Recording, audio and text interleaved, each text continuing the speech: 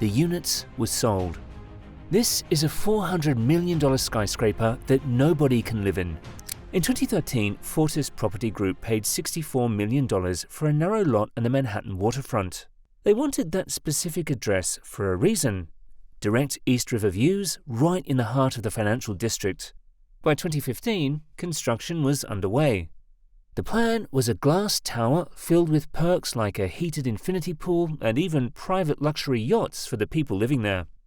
Because it was so unique, the apartments were expensive. The original sales offering targeted 80 of the building's 98 total units, with a projected sellout of $272 million. People loved the idea. On the very first day sales opened, 20% of the building was sold immediately. Even Frederick Eklund, the star of Million Dollar Listing, bought a $4.6 million duplex for himself, not as the listing agent, but as a believer in the project, because everyone thought this couldn't fail. But as the glass tower started rising into the sky, the dream project began to fall apart. On paper, nothing about this looks like a disaster. So where does a ghost tower start? It starts with what's underneath it. A huge chunk of Lower Manhattan isn't natural land. The original shoreline of Manhattan sat much further inland, roughly around what is now Pearl Street. Everything east of that, including the block where 161 Maiden Lane stands, used to be the East River. Starting in the 1600s, settlers began expanding the island by filling the water with whatever they had on hand. This was a messy mix of rocks, sand, trash, old wood, and even entire abandoned ships that were simply buried where they sat. When engineers tested the soil at 161 Maiden Lane, they found that the first few feet is just that old mix of rubble and debris. Below that is soft marshland and sand. The solid bedrock is 155 feet deep. In Midtown Manhattan, bedrock sits 50 to 70 feet down. Here at the seaport, it's 3 times deeper.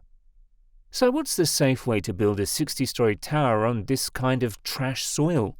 Driving massive foundation piles all the way down to that bedrock. It costs a fortune and takes a long time, but it's the only way to guarantee the building won't move. Once you're anchored to that rock, it doesn't matter if the landfill around it shifts, the building stays still. Fortis had geotechnical reports. They knew what was under that lot, and they made a decision that at the time probably felt like a reasonable cost-saving measure. They saved 2% of the total budget, or $6 million. They decided to ignore the deep bedrock, and it turned out to be the single most expensive choice in the entire project. They used a technique called jet grouting. Jet grouting is like trying to stiffen a sponge by injecting it with glue. You aren't reaching the solid floor, you're just trying to make the sponge, the soft landfill, hard enough to act like a floor. By shooting cement into the soil at high pressure, they created a stiff mat for the building to sit on, hoping it would hold. However, a geotechnical report had already warned about differential settlement. Settlement is when a building sinks a little as it settles into the ground. Usually you want the whole building to sink evenly, uniform settlement. But differential settlement is when one corner sinks faster or deeper than the others. But that warning was ignored, and construction pushed ahead through 2017. The human cost was becoming clear before the structural problems even surfaced. In 2017, a 36-year-old construction worker named Juan Chonillo fell to his death from the 29th floor. His safety harness was not attached to anything. The concrete subcontractor on the project, SSC High-Rise Construction, later pleaded guilty to second-degree manslaughter. The site was shut down for months. But as the tower grew taller and heavier, the soil did exactly what the experts feared. It started to give way. By early 2018, the foundation was sinking unevenly, and the entire tower began to lean to the north by about 3 inches. 3 inches sinking is a disaster for a skyscraper. As the building got taller, the lean grew wider. To fix it on the fly, contractors tried to tilt the upper floors slightly in the opposite direction. Instead of a straight tower, they accidentally created a curve. Engineers gave it a nickname, the banana. This curve made it impossible to finish the building. A skyscraper's glass skin, the curtain wall, is designed for a perfectly straight frame. Because the building was curved, the glass panels wouldn't line up, gaps opened up and the exterior couldn't be sealed. As the frame moved further out of alignment, nothing worked anymore. The elevator shafts weren't straight, the plumbing wouldn't drain properly with gravity, and the window seals couldn't stay tight. The money they saved by skipping the bedrock had created a nightmare. Worse yet, as the project ground to a halt, the finger-pointing began. Everyone was looking for someone to blame, but nobody could agree on who was responsible for the tower that wouldn't stand straight. So who's responsible for all this mess? Instead of engineers solving a problem, it became a swarm of lawyers protecting their clients. In March 2019, the general contractor Pizzarotti fired the first shot by suing the developer Fortis. The developer chose a cheaper, riskier foundation despite clear warnings, making the building unsafe for workers. Fortis fired back a few months later, arguing that the lien wasn't because of the foundation at all, but because Pizzarotti did a poor job of pouring and sequencing the concrete.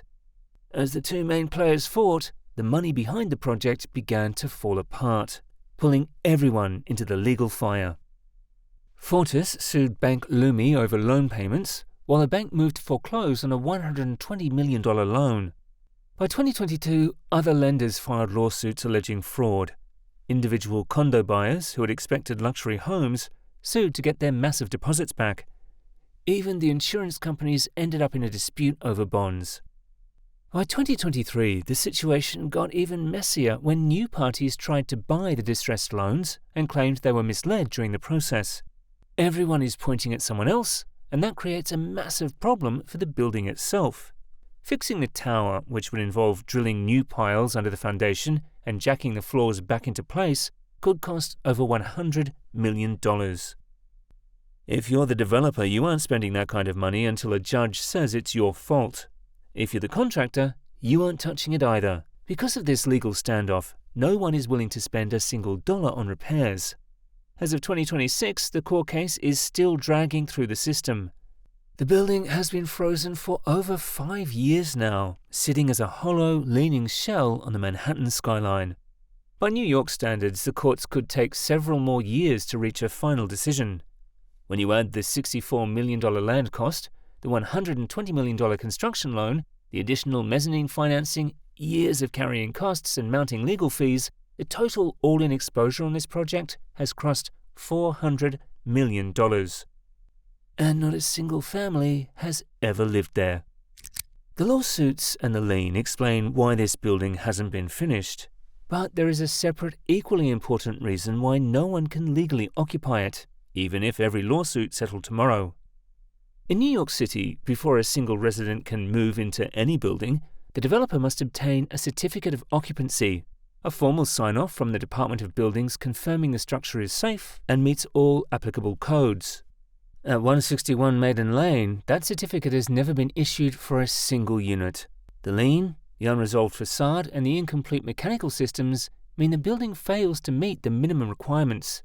The failure to secure even a temporary certificate of occupancy by a contractual deadline of May 2020 was one of the specific triggers Bank Leumi cited when it moved to foreclose. And without that certificate, the financial dominoes fall completely. No insurer will underwrite a residential policy on an unoccupied tilting structure with open structural questions. No bank will approve a buyer's mortgage because legally there's nothing to mortgage. No certificate means no legal residence. Even the handful of original buyers who hadn't yet walked away had no path to closing. The building is not just frozen by lawsuits, it's frozen by code. And those are two entirely separate problems, both of which have to be resolved before anyone can ever live there. Meanwhile, the building itself is not frozen. It's actively decaying. A 60-story concrete structure sitting partially open to the elements in New York City faces a brutal environment. Without climate control or maintenance, the tower is suffering from freeze-thaw cycles. This happens when water seeps into tiny cracks in the exposed concrete, freezes and expands. This process, known as spalling, breaks the concrete apart from the inside out, eventually exposing the steel rebar to moisture and causing it to rust. It's not just the structure that's at risk. Any mechanical or electrical systems that were installed but never turned on are rotting in the humid, salty air near the river. The graffiti tags that now appear on the 60th floor are a clear sign of neglect. They prove that the building is no longer being monitored or maintained. Parallel to the physical rot is the financial decay. Even though construction has stopped, the costs have not. Property taxes and insurance for an idle construction site still have to be paid. Millions are being drained into a half-dozen active lawsuits. The original investment is generating no income. By 2021, almost every original buyer had walked away, and the expected $272 million in sales had vanished.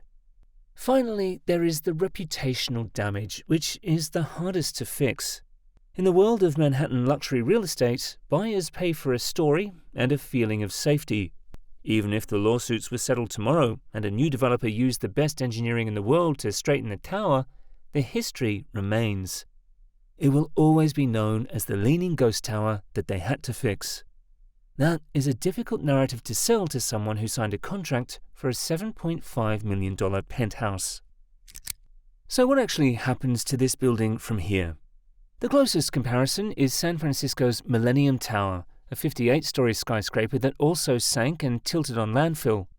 Engineers drilled new piles to bedrock and used hydraulic jacks to stabilize it. That fix cost over $100 million, and that building only tilted. 161 Maiden Lane is curved. Because of that banana shape, the options are painful. Deep underpinning, drill new piles and try to re-level the floors. Technically possible, enormously complicated by the curve. Partial rebuild, strip the building back to its base and start over from a proper foundation. That means throwing away most of what's already been built. Full demolition, tear it down piece by piece and clear the site. The most extreme outcome, but possibly the only clean restart. Or the status quo, do nothing while the lawsuits run their course. Every year that passes, the clock gets harder to turn back. None of these can begin until the courts decide who pays. Until then, 161 Maiden Lane stays exactly where it's been. No residents, no clear path forward. A structure the market built, the ground broke, and the legal system has put on hold. If you were holding the keys to this building, what would you do? Try to straighten the banana or tear it down and start over? Let us know in the comments. And for more deep dives into the world's most complex megabuilds and engineering failures, make sure to subscribe.